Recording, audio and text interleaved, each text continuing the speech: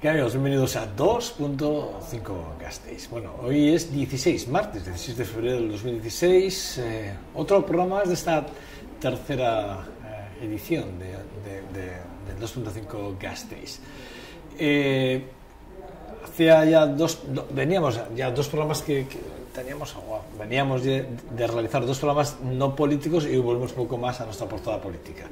Hoy nos visita Manuel Uriarte, con el cual vamos a hablar en 2 segundos, uno de los concejales del Partido Popular en el Ayuntamiento de Vitoria-Gasteiz, con el cual pues, vamos a hacer un pequeño repaso absolutamente todo lo que nos dé durante 30 minutos a la actualidad más reciente de la política. Evidentemente no puede ser de otra forma nacional, también evidentemente como local, está claro.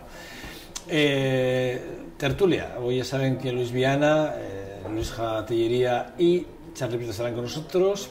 Por supuesto, dos temas importantes: la propuesta encima de la mesa de Podemos, del señor Iglesias, del señor Pablo Iglesias, una propuesta que es para analizarla, y hablaremos también evidentemente de ese paso atrás de la Fiscalía ayer en el Tribunal de Cuentas en Madrid, pues que donde se va a juzgar el próximo día 11 de abril, se juzgará el caso de los locales de San Antonio. También nos vamos a tener encima de la mesa, por supuesto. Y será uno de los temas que también le vamos a trasladar a nuestro invitado, sin lugar a dudas, porque él también está ese día 11, probablemente en Madrid. No sé si él personalmente, pero bueno, le preguntaremos. Y luego recta final, y ya saben, para hablar de literatura con Roberto Lastre, que estará en esa contraportada, con ese punto, si me lo permiten, de cultura al programa en este martes 16.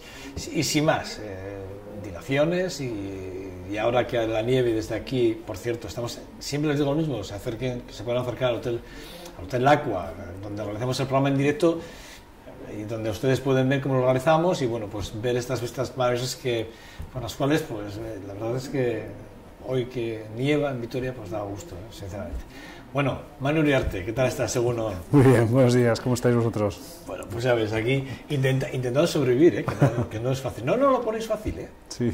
No los ponéis fácil, los políticos nunca nos lo ponéis fácil, por lo menos hasta casa nos lo ponéis bastante complicado. Bueno, la verdad es que, Manu, sí que es verdad, llevamos mucho tiempo sin hablar con alguien del Partido Popular. Sí. Agradecer al Partido Popular, en este caso a ti, personalmente, que te hayas acercado hasta encantado de estar aquí.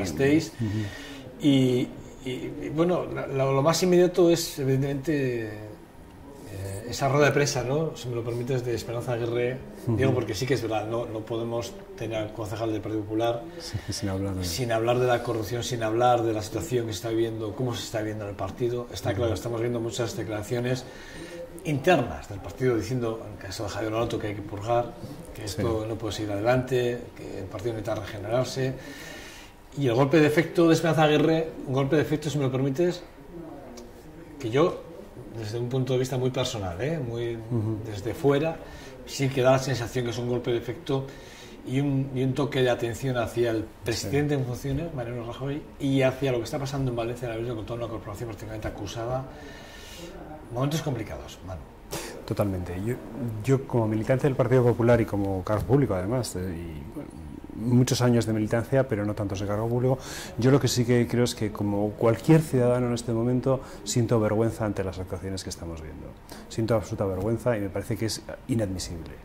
Los ciudadanos no se merecen lo que estamos viendo y creo que además los militantes, los votantes del Partido Popular no se merecen para nada lo que está pasando. Yo creo que el centro derecha español y un centro derecha que englobe las distintas sensibilidades que existen en España, pero que siempre ha tenido una idea clara de España, es un centro derecha que en este momento representa a mucha gente. Y en este momento nos encontramos con que los casos de corrupción y la falta de reacción ante los casos de corrupción está generando que estas personas estén cuestionando la propia continuidad del Partido Popular, o seguir votando al Partido Popular, o la representatividad que tiene el Partido Popular, o la capacidad que tiene el Partido Popular para representar a esta gente, y creo que eso es muy grave. No es fácil, No es fácil. Además, yo estoy indignado y creo que es inadmisible, sobre todo el otro día Javier Maroto lo dijo y tenía toda la razón, es que mientras nosotros aquí en el País Vasco estábamos jugándonos muchas cosas, otros estaban contando billetes. Y creo que ahí no puede haber medias tintas, no puede haber medias tintas. Y esta gente tiene que ser expulsada del Partido Popular, y el Partido Popular necesita hacer una limpieza, necesita purgar y necesita sacar de sus filas a este tipo de gente y decir bien claro que esto no entra dentro de su ideario, que esto no entra de su forma de actuar. Y creo que en este sentido, el papel o lo que ha hecho Esperanza Aguirre, pues indudablemente es un paso que yo creo que probablemente tendrá que dar más gente en el futuro. El País Vasco, sí que es verdad que no hemos tenido corrupción, pero tampoco han corrido buenos momentos. La desaparición, la salida de Arantxa Quiroga, en la que tú además, hace ya en el 2014 sí, fue, ¿no? Aquel sí, momento en el que Quiroga sí quería contar con tu presencia, y sí que es verdad que, bueno, si lo quieres contar lo cuentes, si no lo quieres no contar no lo cuentes, pero sí que es verdad que las presiones para antes del Partido Popular a la vez hicieron que probablemente no estuvieses siendo esa mano derecha de Arantxa Quiroga, ¿no?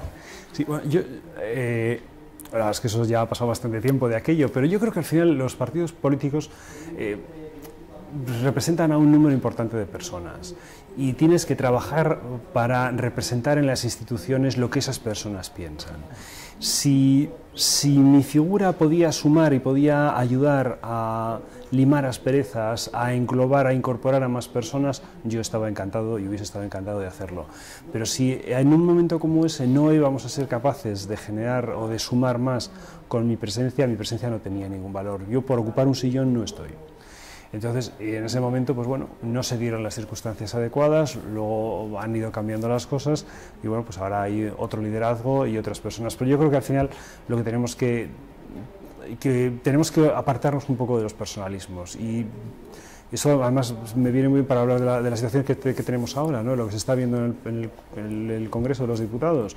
Hay un exceso de personalismos, no estamos hablando de los partidos, estamos hablando de las caras. Yo creo que las caras no son lo importante, las caras tienen que ser las caras que representen a los votantes y a los ciudadanos que se sientan, que apoyan a esas ideas y esos partidos. Y en este caso es lo que no estamos viendo un exceso de personalismo en la política española.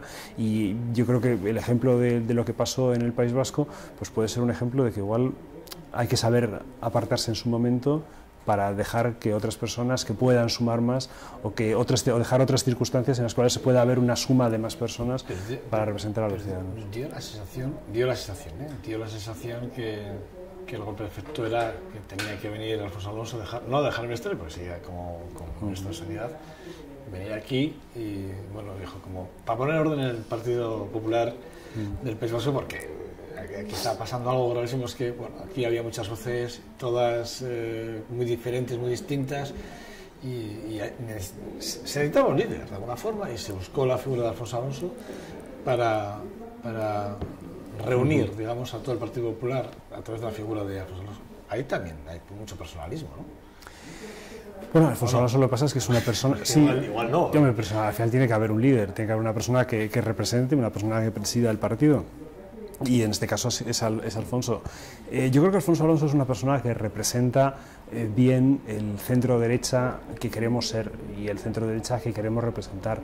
Y Alfonso representa bien ese partido moderado, esa centro derecha con cabeza, ese centro derecha que es capaz de aglutinar las distintas sensibilidades que existen en España. Y yo creo que Alfonso Alonso, en este caso, sí que lo representa bien. Si lo escuchas en sus discursos, él siempre tiene un discurso muy claro dirigido a las personas, y a mí personalmente me parece que es un discurso que sí que apela a algo más que a la mera actuación política, sino apela al por qué estamos en política, ¿no? El cómo hay que generar oportunidades para las personas, el cómo hay que generar una igualdad de oportunidades, que al fin y al cabo no deja de ser la base de la democracia cristiana. Y yo creo que Alfonso Alonso sí que puede representar perfectamente estos ideales y puede ayudar a que esas personas que en algún momento se han sentido atraídos y han votado al Partido Popular puedan volver a votar al Partido Popular.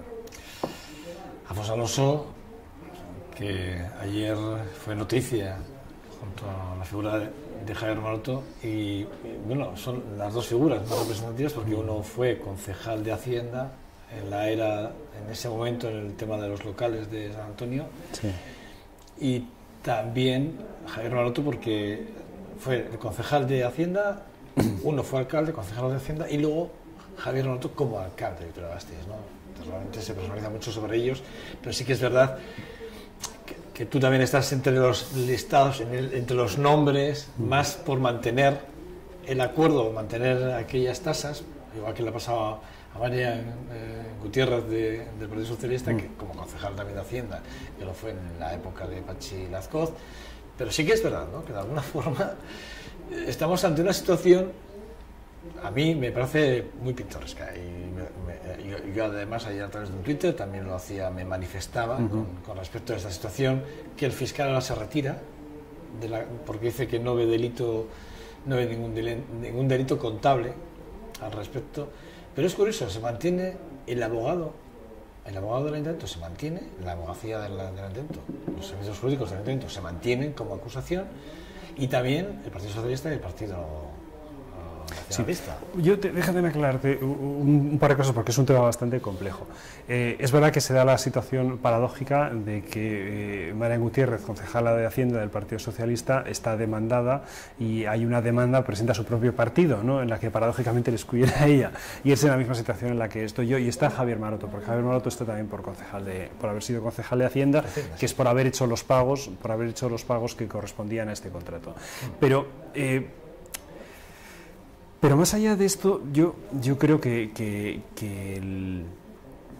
aquí lo que hay que aclarar es que primero el Partido Popular ha optado por la máxima transparencia en todo momento, y que si el ayuntamiento está personado es porque cuando Javier Maroto era alcalde, como había una demanda en la que estaban entredichos si se había podido causar un perjuicio al ayuntamiento, Javier Maroto, siendo él mismo demandado y alcalde de Vitoria, es el que pidió a los servicios jurídicos que participasen en este proceso. Por lo tanto, si los servicios jurídicos del ayuntamiento están en el proceso, es para garantizar la máxima transparencia, y esa iniciativa del propio Javier Maroto.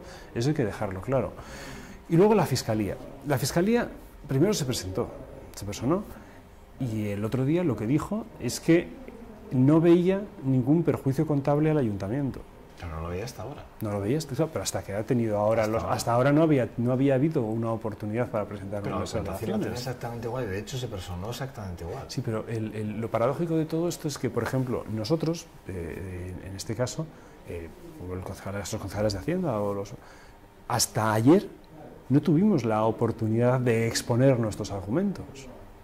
Por lo tanto, el por qué considerábamos que no se había producido ningún perjuicio contable es algo que nosotros no habíamos tenido oportunidad de expresar hasta ayer. Bueno, lo pudimos expresar por escrito, pero no se pudo resolver sobre esto hasta ayer. Por lo tanto, la Fiscalía no había tenido otro momento para hacerlo.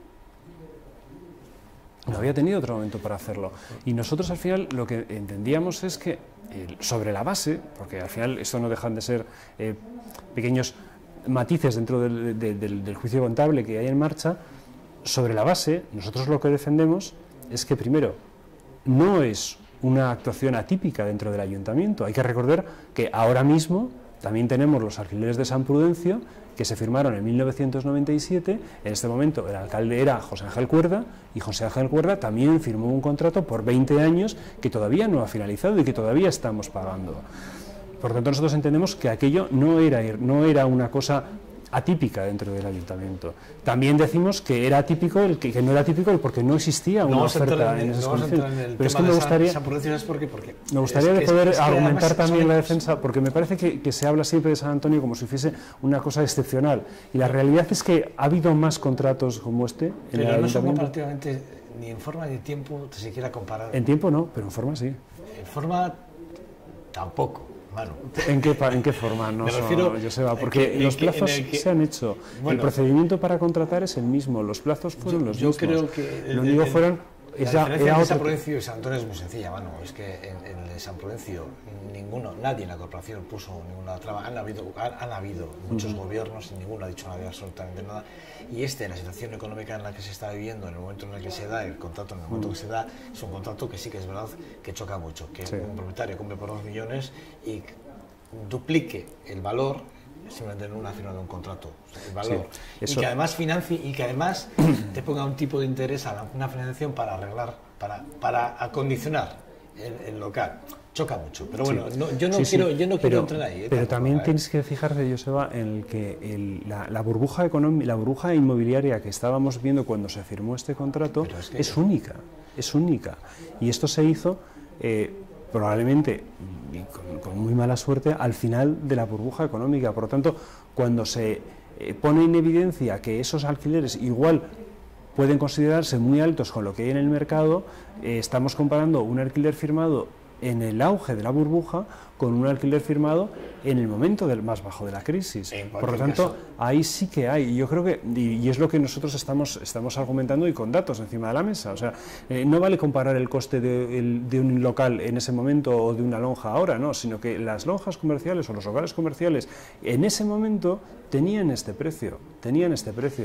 Pero hay informes que dicen que en la misma zona, los mismos metros cuadrados, se había pagado muchísimo menos y ajustado. Eso es lo que ahí está la clave de todo, porque nosotros lo que decimos es que no hay ningún informe que diga que existe un local similar en la misma zona. Porque los locales con los que se comparan, sí, son zonas mucho más... Sí, pero no es la misma zona. Tú, al final, del mercado inmobiliario, los anglosajones siempre dicen, al final, location, ¿no? Lo importante es dónde está la ubicación. Y en este caso la ubicación era esa.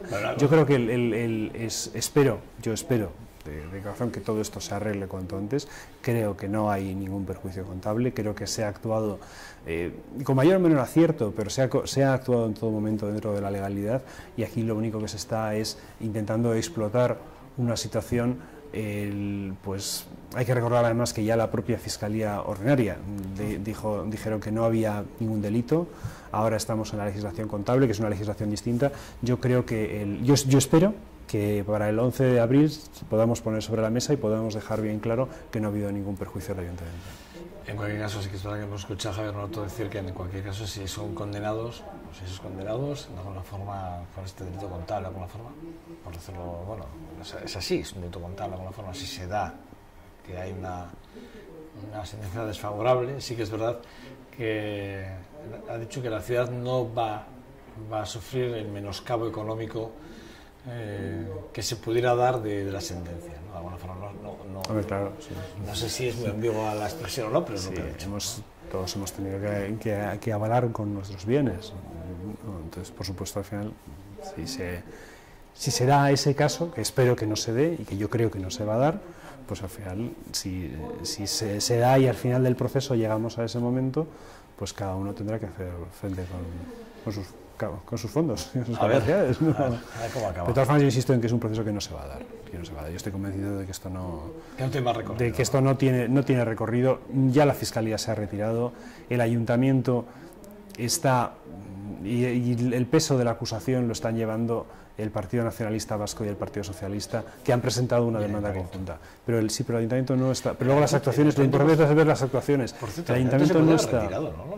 Ahora mismo se podía haber echado para atrás también, ¿no? Sí, pero el Ayuntamiento sí se podía haber retirado, igual que podía no haberse presentado, pero creo que igual que nosotros optamos por no obstaculizar el proceso, sino por dejar que el Ayuntamiento se persone por si hay por si efectivamente si hubiese algo que nadie pudiese acusar de nada a Javier Maroto, al final el Ayuntamiento lo que está es simplemente haciéndose eco de aquello que el instructor del Tribunal de Cuentas ha dicho.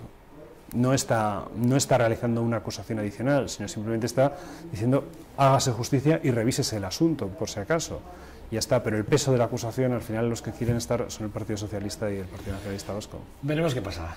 Vamos a tener que hablar mucho de yo estoy deseoso de que llegue el juicio.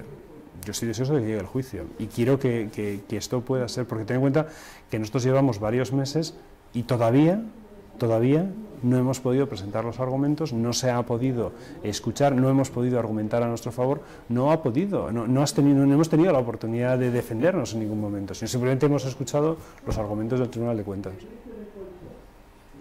Bueno, y de las acusaciones. Quiero decir que no es poco, que no es poco.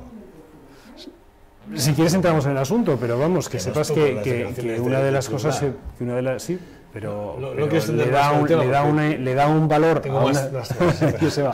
Pero el Tribunal de Cuentas le da un valor a una serie de informes que legalmente no lo tienen, ignora otra serie de acuerdos que estaban hechos perfectamente y ignorar una serie de procedimientos que se verán en el juicio, pero yo creo que en este caso, pues desde luego no comparto la actuación del tribunal y espero que la justicia nos dé la razón. No. Bueno, sí que es verdad, ¿no?, que tras la estela de Alfonso Alonso ha habido muchas cosas, ¿no?, porque sí que es verdad que nos encontramos que lo hemos ido arrastrando, y para llegar a los presupuestos hay que saber que dentro de esos presupuestos hay 18 millones de euros que se van a pagar en sentencias. Sí. Sentencias que vienen de atrás, que tienen que ver mucho con el gobierno también de Alfonso Alonso, con el tema de transacciones que no están bien o mal hechas. Está claro que a todas luces estaban mal hechas porque el juzgado nos ha penado, nos ha condenado, al ayuntamiento nos ha condenado por hacer las cosas mal, nos han pegado un tirón de oreja, y esos 18 millones de euros los tenemos que ir pagando el presupuesto. Bueno, hay algunas sentencias sobre las que nos ha dado la razón al ayuntamiento. Y es verdad que esto se hizo con Alfonso Alonso, alcalde, y Javier Maroto, de concejal de Hacienda. Pero yo, permítame que explique un poco cómo es el proceso. Pero no te metas los presupuestos. Pero yo me refiero que las sentencias al final, o sea, lo que hay es una demanda porque el ciudadano dice que el Tribunal de Expropiaciones, que está formado por el gobierno, por jueces, por el ayuntamiento y por el gobierno vasco, ha dicho que algo, y me voy a inventar las cifras, ha dicho que este terreno vale 6 euros al metro cuadrado y el propietario dice que vale 60. Si el Tribunal de Expropiaciones dice que vale 6, en este caso el ayuntamiento no puede pagar 60. No puede pagar 60, porque eso sí que es un delito. No puedes coger e inventarte. Si hay un tribunal formado por distintas administraciones y por jueces que dicen que una cosa vale 6, el ayuntamiento no puede pagar otro importe. Ese tribunal está compuesto por políticos. No, el Tribunal de Expropiaciones no está compuesto exclusivamente por políticos. Judicial, pero está ahí de todo. Al final, cuando se llega al juzgado y el juzgado te penaliza y te dice que hay que hacer una corrección con respecto al precio inicial. Y se hace porque es justicia, pero Joseba, es que hay casos, ha habido sentencias ahora mismo en los que no le ha dado la razón a los... Pero algunos casos, pero yo estoy hablando de los 18 millones en los que sí que hemos tenido que penalizar. Pero entonces, ¿qué consideras? ¿Que el ayuntamiento tiene que pagar aquello que los jueces consideran un precio justo, o sea, el justiprecio que se ha determinado por un criterio objetivo, sino de otra forma? Yo creo que el ayuntamiento en este caso ha optado por el máximo rigor, y es que si hay que pagar, se pagará aquello que los servicios técnicos, que los servicios jurídicos determinen que es el precio justo. Ha habido casos que creo que son las sentencias en las que muchos de los propietarios, en el momento que se les hizo la expropiación, se quejaron directamente por el precio que se estaba pactando. Y eso es así, Manu. Sí. Había ya muchos propietarios que decían que eso no era justo y que ellos pusieron encima de la mesa otras transacciones diferentes. Y resulta que, la comisión decide que no y se paga ese precio y se expropia. Hay un dolo ahí, está claro. Y el ciudadano que tiene un derecho clarísimo lo ejerce como tal, va a la justicia y le dice a la justicia... Pues yo creo que la administración no tiene capacidad. O sea, yo creo que el escándalo, si el ayuntamiento decide pagar 10 veces más o 5 veces más de lo que el Tribunal de Expropiaciones ha dicho, eso sí que sería un escándalo. Eso sí que no podría ser. Eso no es posible. O sea, a veces parece que en la administración tienes un gran margen de actuación, pero no, estás muy limitado en los márgenes que tienes. Y si a ti te han marcado un precio para una expropiación, tú no puedes inventarte otro precio. Por más que te parezca que por más que a los propietarios les parezca que es injusto o que tendría que ser mayor, pero tú estás atado porque hay un procedimiento para la expropiación y el procedimiento marca un precio. Y ese es el precio que se ha pagado. Insisto, y luego ha habido sentencias en las que se ha dado la razón a los propietarios y otras en las que se ha dado la razón al ayuntamiento.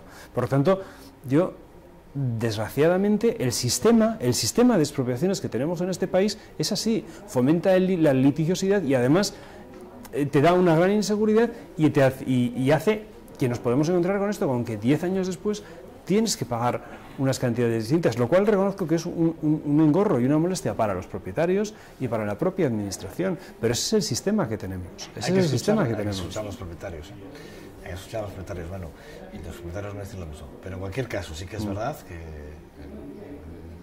por donde empezaba, porque quería dar un poco de explicación al sentido, a los 18 millones que hay que asumir y que están en el presupuesto de este año, que realmente están ahí, ¿no? Bueno, 6 millones más porque 6 millones más. Menos, pero 6 millones menos porque se ha ganado una sentencia. Correcto. Pero en cualquier caso sí que es verdad que estamos ahí, bueno, asumiendo, ¿no? Estamos con la parcela del sector 15, que también es otra herencia del Partido Popular, también de Alfonso Alonso, una parcela que tela la que nos viene encima. Es decir, sí que es verdad que ya nos dio problemas en la época de Alfonso Alonso, perdón, en la época de los socialistas, de Pachilazco, sí que es verdad que Juan Carlos Alonso, como concejal de Hacienda, de Urbanismo, sí que intentó, bueno, con esos 2.200 metros jugar para que no se pudiese edificar nada ahí. Por lo menos paralizó un tiempo más, si cabe, pero es otra de las herencias.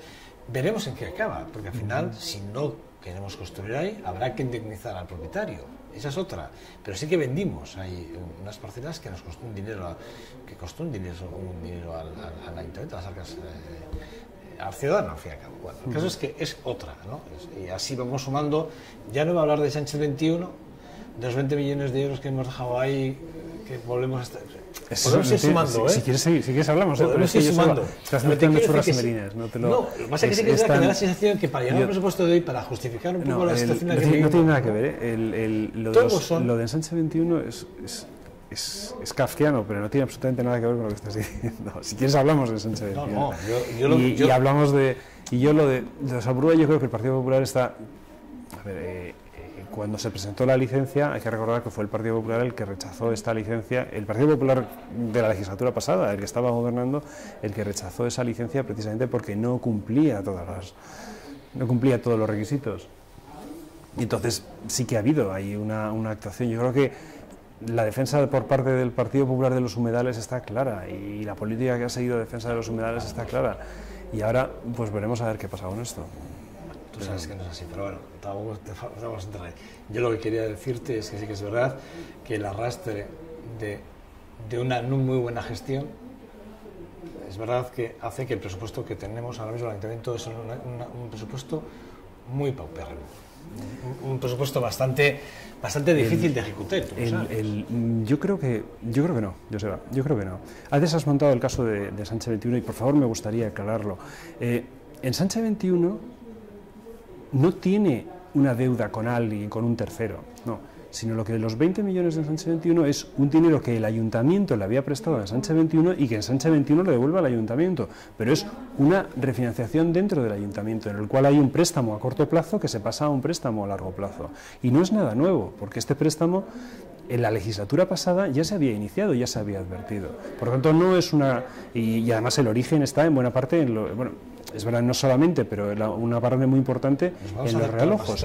Pero esos 20 millones son 20 millones que están dentro del ayuntamiento, estaban dentro del ayuntamiento y estaban previstos ya dentro del ayuntamiento. Y la situación de la... Cuando el cede un préstamo a una empresa pública. Pero el ayuntamiento puede prestar a una empresa pública y la empresa pública le tiene que devolver el dinero. Pero si no seguimos financiándola pero seguimos financiando una empresa pública con trabajos públicos, con dinero público, con dinero de otros ciudadanos, y trabajando que es deficitaria y que da problemas. Pero todas las empresas públicas son deficitarias, Joseba. Bueno, Anvisa no lo es. Anvisa no lo es, efectivamente, pero Anvisa no lo es por una peculiaridad, porque se le ha cedido y amortiza unos activos que se le cedieron a coste cero por parte del ayuntamiento. Pero Ensanche 21 es una empresa pública que genera dinero público, que siempre ha gestionado dinero público y gestiona recursos públicos. Por lo tanto, Ensanche 21 puede recibir un préstamo del ayuntamiento perfectamente. Y déjame aclarar una cosa, perdona. La situación del ayuntamiento, yo solamente te quiero recordar que cuando nosotros llegamos al ayuntamiento teníamos un déficit de 47 millones de euros. Y cuando nosotros, el último ejercicio que cerramos, había un superávit de 2,5. Y esos son datos oficiales, esos son los datos oficiales presentados por el interventor en las auditorías que se cierran anualmente.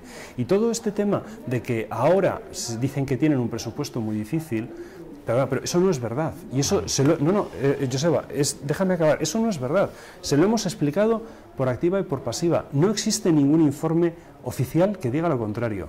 Existen unas predicciones que ya claramente no se van a cumplir. Pero es que no solamente es eso, sino que yo lo que veo es que lo que hay es un interés, es una forma de legitimarse por parte del gobierno.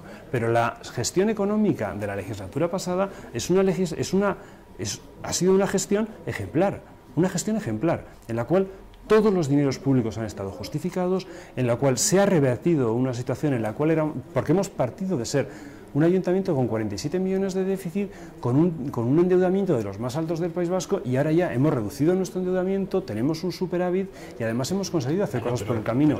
Hacerse trampas. Pero es que no hay un solo dato. Es que yo entiendo que soy una sola voz, yo entiendo que soy la única voz que dice esto, y luego tienes una serie de partidos que conjuntamente te dicen... Dime qué dice exactamente el informe del interventor. Encantado. El informe mira, porque sí que habla de los 68 millones de euros y habla de los 49... Que no, el informe no habla de 68 millones. Habla de la tesorería y habla de la tesorería o si es realmente lo que tú me estás diciendo es así, ¿por qué Tuvisa se quedaba sin dinero? Pero Tuvisa se quedaba sin dinero. Tuvisa no se quedaba sin dinero. Primero, Tuvisa no se iba a quedar sin dinero. No, primero, Tuvisa no se iba a quedar sin dinero en ningún momento.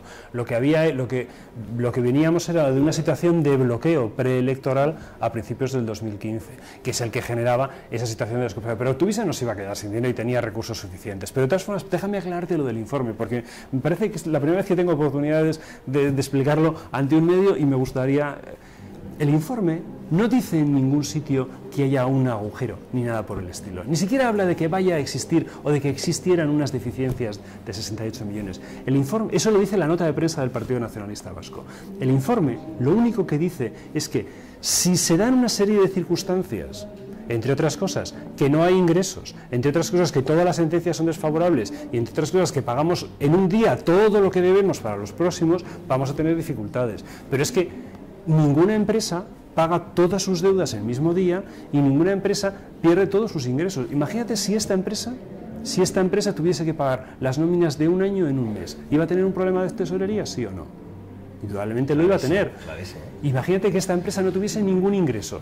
También iba a tener un problema de tesorería. Bien, pues ese es el escenario. Y yo quiero recordar que ese escenario, eso es lo que se le pidió al interventor y al tesorero en ese momento. El informe del interventor lo que decía es que en el peor escenario posible nos íbamos a encontrar con esto, pero también decía que era un escenario muy poco probable y lo tuvo que aclarar en varias ocasiones después, y también el propio interventor tuvo que decir que ese escenario es muy improbable que se diese, y de hecho no se ha dado. Y luego lo que hacían era mezclaban capacidad presupuestaria, un problema de contabilidad con un problema de tesorería.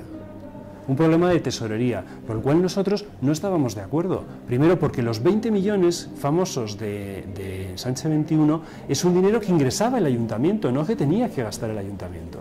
No, que tendría que financiar. No, ya había financiado. Es que ahí está el error. Ese dinero, ya lo había hecho antes, además, a largo. Pero no el ayuntamiento. El ayuntamiento había prestado dinero a Sánchez 21 y en Sánchez 21 se lo devolvía al ayuntamiento. Por lo tanto, estamos hablando de que 20 millones de estos realmente eran un ingreso para el ayuntamiento.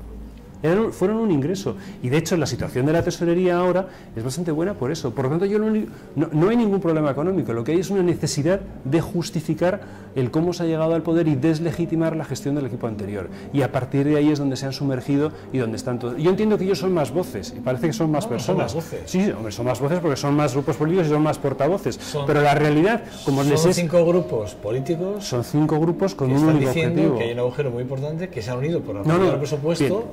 Bien, para intentar sacar del agujero a pero ¿qué agujero? Es que no existe, Joseba, es que todo esto es una falacia, de verdad, todo es una falacia. No existe. Manu, yo lo que quiero es que vengas. Me gustaría que escuchases a alguien. La semana que viene aquí vuelves a venir. Te voy a pasar la grabación en la cual el interventor dice claramente: señores, no existe ningún agujero y yo nunca he hablado de ningún agujero económico.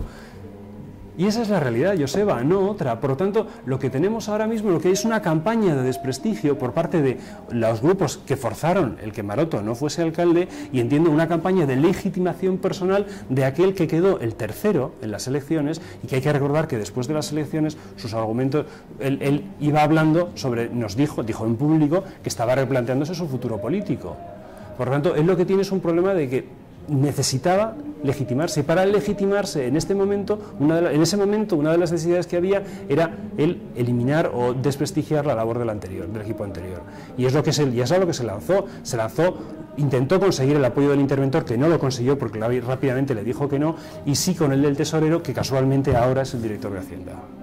Lo que sí que es cierto, Manu, que la situación del Ayuntamiento de Vitoria-Gasteiz es delicada, sí o sí. Manu. Pero siempre ha sido delicada, sí y muchísimo menos. Sí, sí, pero sí, Manu.